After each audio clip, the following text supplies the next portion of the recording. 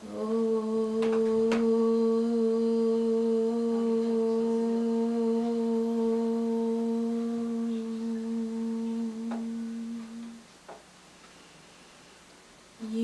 vishwam vidhadhati pati satatam samharayatyanjasa srishtva divyamahauscha vividhan durikarotyamayan vibhrano jalana chakasti bhuvane piyushapurnam ghatam Tam Dhanwantari rupa misha mamalam Vanda mahe shreyase Vanda mahe shreyase Vanda mahe shreyase Om Shanti Shanti Shanti.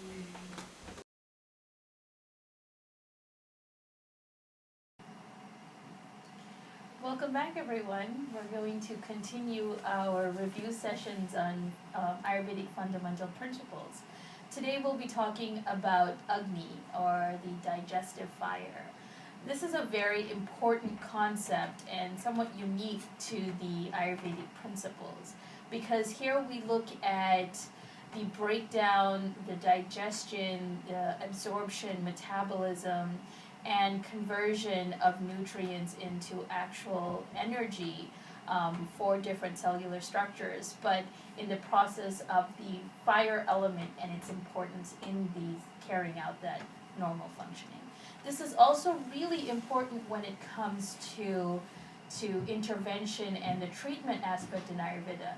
In fact, Charaka Samhita, Charaka Acharya says that half of treatment or chikitsa is by just maintaining the Agni alone. If you're able to bring back or initiate that Agni or that digestive fire to a normal state, then only your treatment can be successful. Because our intervention methods or whatever we do, we always go back to, again, ahara, which is food, or vihara, which is activities. And also, everything that we put in is through the oral cavity or through the GIT. He ingests that. And so in order for something to have its maximum effect after ingesting, it needs to be broken down. Then only we can have the desired effect. And that breaking down process is majorly carried out by the Agni. So that's why the concept of Agni is so important and so essential to Ayurveda and to Ayurvedic treatment. So today we'll be talking about what are the functions of Agni. In general, Agni, externally as well as in the human body, Agni is responsible for varna, or for producing complexion in a person, also for maintaining a person's strength, or bala. It's responsible for swastha, or for maintenance of health. Utsaha, or enthusiasm. You ever notice that if you feel enthusiastic or very connected to something, that you feel elated, you feel that sense of joy? How do we ever describe joy, or do we visualize joy? It's usually visualized as sort of a glowing energy. And that glowing or that heat or that sort of aura that expands is nothing but the representation of the Agni. Agni internally as in the physical body, Agni in the mind or in the subtle body, and also Agni, the relation of Agni in the external world and in our environment. The next function of Agni is plumpness. It helps to produce plumpness or produce the transference of nutrients into the body. It provides glow or prabha.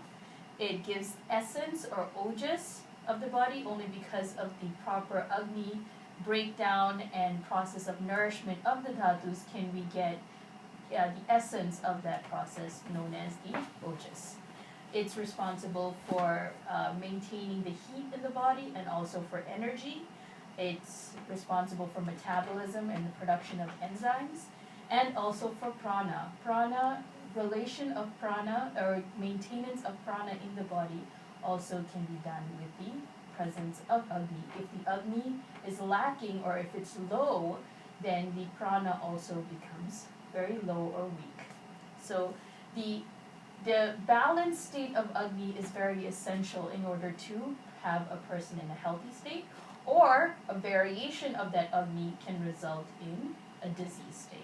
And with maintaining that Agni, we're able to maintain a happy, long, and healthy life. Okay? So the process of digestion, the major place where the Agni is located in the body, its major seat is in the amashaya, or in the stomach. That's the first and foremost major location of it. There are 13 different types of Agnis. The first one is the Chaturagni, or the Agni that's located in the stomach.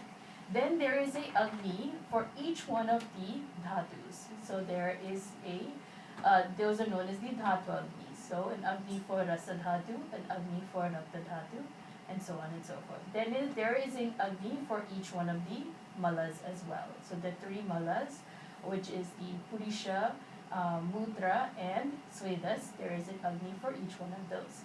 So what they mean by an Agni is it helps in the process of production and also transference of nutrients and breakdown and functioning of those tissue elements as well as the waste elements.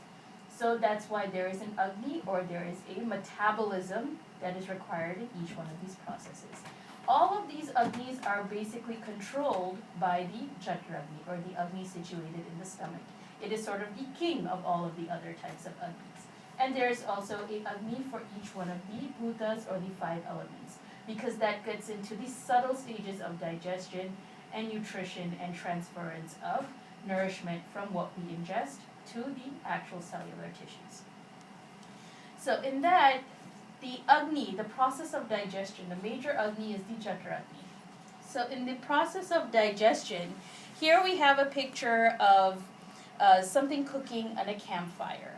And in that, it's a very good description. Actually, this description is there in Ashtanga Hridaya, which is the classical text written by Vagbhata. And here he describes that the process of digestion is very similar to what you see here in the picture, which is a pot cooking over a campfire. So in that, the vessel that you see is actually representative of the stomach, or the amashaya, which is the vessel that holds the food that needs to be cooked. The food that's in there that's cooking is the food that you have just recently ingested, and that needs to be broken down. The liquid that is inside that pot that you add to the pot in order to help break down of the food is the kledaka kapha, which helps again to provide that lubrication and also helps provide a medium for breaking down of the food. The Agni, or the fire that you see here, is the Chaturagni. The actual process of breaking down the food that occurs is the Pachaka Pitta. So here we understand that there is a great difference between Pitta and Agni. Even though Agni, the fire element, is one of the major elements in the Pitta dosha, but there is still a separate function of Agni alone, and then there are separate functions of Pitta. And I'll describe that to you in just a second. So the Pachaka Pitta is the part where there's actual breakdown or transference of the food in the pot. And the air that requires to ignite that fire is the Samana Vayu, or the Samana Vata. You ever notice that when you're trying to build a fire, you put in a spark or you light the wood, but you need to blow it in order for the fire to increase? So that air that you blow into that initially ignited substance, that air is the Samanavata. And that's really important in maintaining the intensity of the fire. So the Samanavata here, remember we talked about Vata being the initiating factor for many other functions in the body. Here the Samanavata is that which is responsible for initiation of increasing that Agni, or increasing that digestive fire. So here, when we talk about the samanavada or the air pushing it, when the air comes in contact with the fire, it causes it to increase. That fire raises up and it helps for the process of the breakdown of the food. So we talked about the samanavayu playing an important role in initiating the fire. We know that there are different types of agnis in the manifestation of its intensity. That's where we know we have this classification as sama agni, tikshna agni, manda agni, or vishama agni. Sama agni is that which is balanced or normal. So that means that the samana vayu or the samana vata blows at a normal rate, and it has a normal intensity of the fire at a regular spaced interval. So for instance, a person feels hungry specifically at 3 times during the day because the samana vayu works at that particular time. It increases the fire and it tells the person that they're hungry and that they need to eat. So that is a balanced or a sama, balanced agni. This is the one that is responsible for a person being healthy because it gives you the ability to digest what you consume, and then that helps for further breakdown for appropriate and proper nourishment of each and every one of the tissue elements or the dhatus. The variations that we have, the other types of agnis, which is looking at the intensity of the agni, we get these variations due to the variation of the samana vata. So for instance, if the samana vata is increased, or if it's too strong, it also causes the intensity of the fire to be more. So that's when you get the tikshna agni, or the very strong penetrating agni. And when you have an agni like that, the person tends to feel very hungry very quickly, and they're not getting the proper nourishment from the food that they consume, because whatever is put into this or exposed to this type of agni breaks down very quickly, and it also starts to burn away or break down the nourishment or the nutrients in that food as well. It does not only break it down and then helps it to pass on for nourishment, but it breaks it down completely, including the nourishment that is there in the food. So what gets passed on is a slightly already digested, already absorbed, or already lack of nourishment food. It's not as nutritious as if it was a properly digested food. So for instance, if you have a potato and you put this potato in the oven and you bake it, at the proper time that it's baked, the potato has a nice structure, it's still full, there's still substance to that potato when it's baked at the proper time by the proper amount of heat, or the sama agni. If you leave that baked potato in for a longer period of time, or if you put that baked potato in an oven that has more amount of heat, the intensity is more, what happens is it shrinks the potato so that what you get in the end product is a very small amount of matter inside that's responsible or available for nutrition. So that's what happens with the tikshna agni. It's like an oven with a very, very high temperature that breaks down more of the nourishment as well as the breakdown of the food.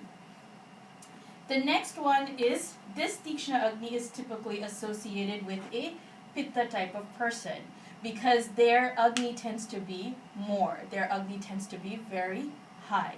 And that's not just because of the pitta constitution, but it's actually because the samana vata is increasing or initiating a stronger agni. The next type is the manda agni. Manda agni means slow.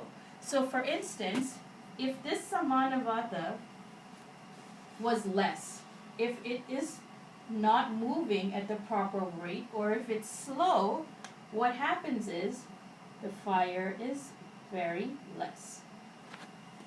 So it's the same thing with the campfire. If you're building a campfire and you do not give enough air to that, the fire increases and then it just dies out on its own. It doesn't get a chance to really increase and give you enough time and enough heat that is necessary for transformation or for breakdown.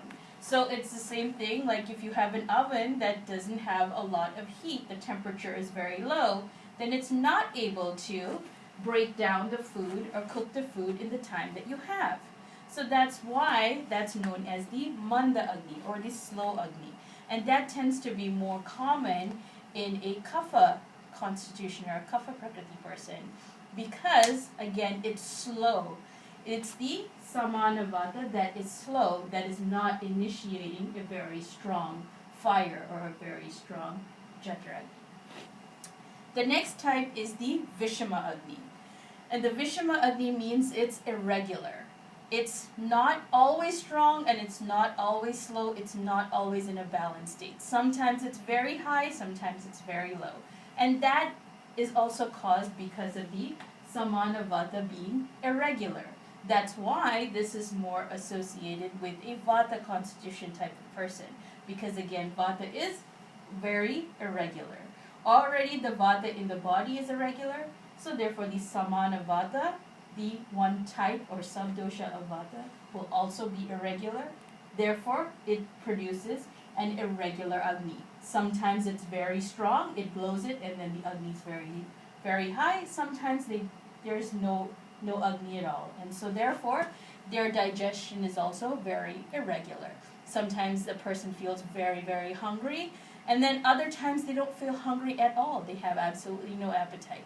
So that is typical with a vishama Agni, or a very irregular Agni.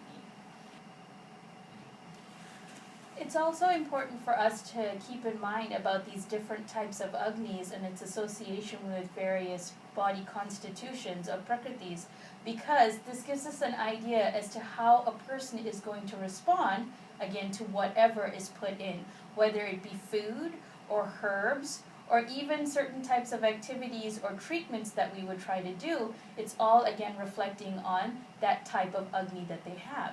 So for instance, if someone has a manda Agni and we ask them to take something like ghee or something that such as milk, then their ability to digest that, because the qualities of the ghee and milk is something that's difficult to digest, it's more heavy to digest.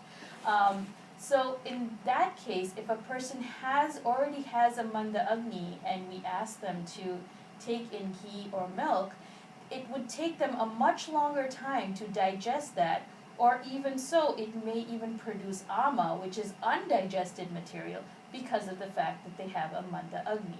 If a person has a tikshna Agni and we ask them to take these things, then those same substances actually get digested at a much faster rate compared to someone who has a manda Agni. That's why assessment of the person's Agni or the state of Agni is very essential to treatment and to intervention measures, because it gives us an idea as to what are the appropriate type of substances that we need to advise that person so that they get the maximum benefit. If a person is a vata constitution, or if they have an irregular Agni, then we need to help to balance off that Agni. We need to give them things that if there is an irregularity in the initiation of Agni, then we need to help balance off the vata movement in the body. If we regulate the vata movement in the body, it's also going to help to regulate the samana vata, which initiates the Agni. So therefore, we can help to bring them back closer to a state of sama or balanced Agni, as opposed to it being an irregular Agni. We don't necessarily always want to have an irregular Agni, because then we cannot predict or assume what the effect of our intervention is going to be. So whether it be a diet and lifestyle, or we're just giving them a specific diet for a specific period of time, if that vishama Agni is there, some days they may get proper nourishment and proper digestion of that food, and some days it may take a very long time for it to be digested, and then it produces ama. So it's really important for us to, again, understand what is the state of Agni or the type of Agni that the person has, and try to balance it off and try to give them the appropriate type of dravyas or substances to be ingested to work with that type of Agni. Okay? Another aspect that we need to always understand and differentiate the difference between Pitta and Agni. So though Pitta dosha is made up of the fire element, but it also has a combination of the water element as well. It's a subtle balance between fire and water that helps Pitta to carry out its functions in the body. Whereas Agni, the Jatra Agni, is also present in the body and has its own functions but is separate than the Pitta dosha. So here we see that there are specific qualities that are different from Pitta and Agni that differentiates these two. Pitta has Drava quality, which means it's liquid, Snigdha quality, which means it's unctuous, and also it's Adogami, which means it moves downwards. Whereas Agni is Sukshma, which means it's subtle, it's Ruksha, which is dry, and it's Urdhvagami, or it moves upwards because fire actually creates more lightness and it moves upwards. So though these two are similar to each other, and Pitta does have the fire element in it, but the functions of Pitta is not only or restricted to the fire element alone. It has the water element as well, and therefore it has the qualities of the water element as well. Whereas Agni here is the fire element or Agni alone carrying out specific functions. So the Jatra Agni is the Agni, whereas it's different than the Pachika Pitta. Okay? So it's a good thing for us to sort of visualize or think of the Agni as, or the Jatra Agni as actual fire, and the Pachika Pitta as the enzymes that help for breaking down, or somewhat similar, loosely correlated to the type of like hydrochloric acid that's secreted in the stomach. It helps for breaking down. It also helps for metabolism, but it is different and apart from the Jatra Agni. So as we talked about the process of Agni and digestion, metabolism, the Jatra Agni is that which is located in the amashaya, or in the stomach. So this helps to break down the food once it's ingested, and it creates a sort of liquid form, or chyme as we know it. And that then passes on. From here it passes on and it starts to flow in these shrotases that we discussed. So it goes on and it first nourishes the rasa dhatu. So it goes through the rasa vaha shrotas, it starts to nourish the rasa dhatu. So remember earlier we mentioned about the stable doshas, the ones which is already formed, and then the newly formed dosha, the newly formed dhatu. So there's the stable, already existing rasa dhatu, which is known as the sthayi, or that which is stable. And then the asthayi, or the unstable, is that which is now newly being formed from this ahara rasa, or the liquid food that is passing on and then further being nourished to form a new rasa dhatu. So the newly formed rasa dhatu happens because of the rasa dhatu Agni. So that Agni is responsible for transforming the ahara rasa, or the liquid food, into the newly formed rasa dhatu. So that transformation process, remember we talked about what are the byproducts, what other things gets nourished and formed, and then the malas, or the waste produced in this process. That's where this is occurring. So once this newly formed rasa dhatu happens, then it then goes on to the next dhatu. And then it starts to nourish the rakta dhatu. So even in the rakta dhatu, you have the already formed or stable rakta dhatu, and then the newly formed rakta dhatu comes down from what is sent from the rasa dhatu. So then that undergoes a further transformation by the Rakta Dhatu Agni, or the Agni responsible for this transformation. So on and so forth, it trickles down and it nourishes all 7 of the dhatus. So as you can see, this is a fairly lengthy process. So it takes that much time and it requires that much nourishment to form and to nourish each and every one of these dhatus. So for instance, if we're consuming foods that has predominantly qualities to nourish mamsa. For instance, if you're eating meat, it has the similar qualities to the mamsa dhatu. So it will help in nourishing rasa, rakta, and mamsa.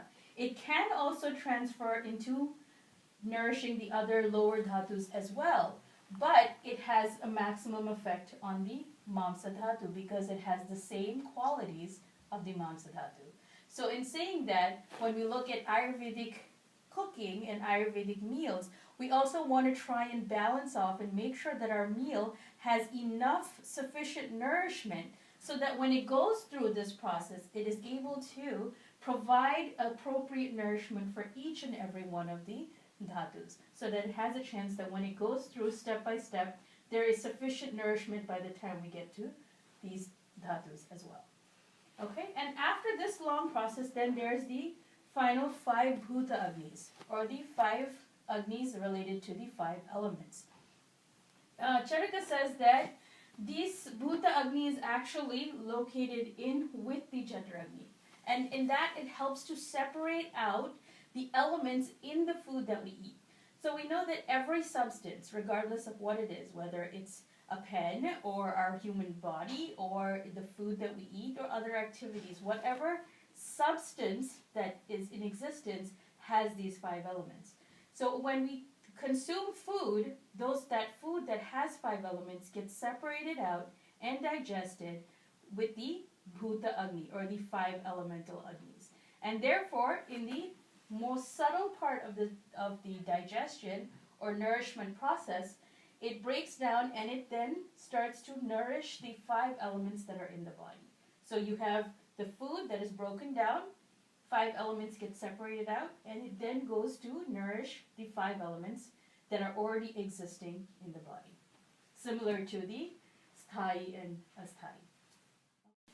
So again, this process is very important because when we look at the involvement of Agni in digestion and breaking down, if, for instance, the Agni is not strong, it's not able to digest or break down the food that we've ingested, the impairment starts all the way at this level, all the way at the first stage of digestion.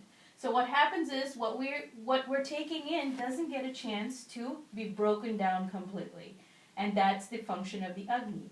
When the Agni is low, the food is not broken down, it's not digested. Then what happens? It starts to produce a substance called ama, which is the undigested, unmetabolized, or improperly metabolized food. So for instance, in the other types of Agnis that we talked about, the variations in the presentation or the intensity of the Agni, such as the Tikshna Agni, or being extremely strong, or the Manda Agni being slow, or the irregular Agni, such as the Vishwam Agni, what happens is the food, again, is not properly digested. So sometimes you may get halfly cooked, halfly metabolized food, or sometimes you get food that is completely burnt out and has absolutely no nutrition in it, or you get food that is completely undigested and stays in the same form as that which you have ingested. You ever notice that sometimes if you have a heavy meal and the food that you've consumed has a certain shape, when it passes out of your body, it still retains that same shape? That's because it hasn't had a chance to really break down. Properly broken down food does not look the same as it was when it was ingested. So that indicates that there is a formation of ama, or undigested material. This ama does not only stay in the stomach, because these dhatus need to be constantly nourished. There's a constant movement of this process. So regardless of if this material is digested or not, it has an ability to either stay here, or depending on how chronic it is, it starts to then move on. So you first, for instance, you have one meal and it's a very heavy meal, your Agni is not strong enough to digest it, it forms ama. The ama is there for one meal time. By the time it's for the next meal, you again eat more heavy food, regardless of the fact that you don't have a very good Agni, or you're not feeling hungry, but it's the time of the day you need to eat a meal, and you have more heavy food, that adds on to the ama. So the ama becomes stronger, it becomes more in quantity. And depending on how much more of this process happens, the ama starts to build. So remember, this has to pass on. Whether ama is there or it's not there, this always gets passed on. So if ama is present, the ama will then pass on to the rasa dhatu. And that's when we start to see signs and symptoms of an imbalance or an abnormally formed rasa dhatu or an abnormality in the function of the rasa dhatu, because ama is now blocking it. Ama is now impairing the normal function of the rasa dhatu. So depending on how chronic or how much this process of ama formation continues, that determines how far the ama gets a chance to move on to the dhatus. So ama can be present in rasa dhatu, ama can then trickle on down to the rakta dhatu, it can trickle on down to the mamsa, medas, and so on and so forth. These have their separate agnis as well, but remember that all the agnis are controlled by the jataragni. So if this agni gets suppressed, all these agnis also start to become slowly suppressed. And therefore, these agnis will not be strong enough to digest this ama. The only way for us to really treat this and to bring this process back into its normal balance is by increasing this agni, the jataragni, so that it can digest this material. When you increase this agni and you get rid of this ama, it also helps in increasing the other successive agnis. And if there is ama present in any one of these stages, it then slowly starts to digest the ama there as well. So the chronicity here shows how far the ama got a chance to go, and that also determines how long it's going to take for us to then correct that. So if the ama got down to medas, then it's going to take that much time to get rid of ama here, then also increase agni here to get rid of ama and rasa, get rid of ama and rakta, get rid of ama and mamsa, and also finally get rid of ama in medas. So this is also the process of explanation why our therapies tend to take a really long time. Because depending on how many qualities have contributed to the actual pathology or the derangement from the normal process, that much time we're going to need to bring it back to its normal condition. So even though we may start an intervention or a therapy and the signs and symptoms start to disappear, but our aim is not just to get rid of those signs and symptoms. Our aim is always to bring back the body to its normal functioning, to its sama balanced avastha. That's what we always want to try to do. So even though the signs and symptoms may start to disappear when you digest this ama, we're going to keep continuing the therapy so that there will be no remnants of ama in any one of the tissues. And so once the ama is completely gone, all the processes will start to function in their normal state, and it no longer brings on any other unwanted pathologies. So now that we've gone over the basic concepts of how Agni works and its functions in the body, now we can look at further the deterioration or the variation of that Agni and how that plays an important role in pathology. It also plays an important role in supporting and giving the success of any intervention or treatment that we try to do in Ayurveda. And that we will discuss further in the live sessions. Thank you.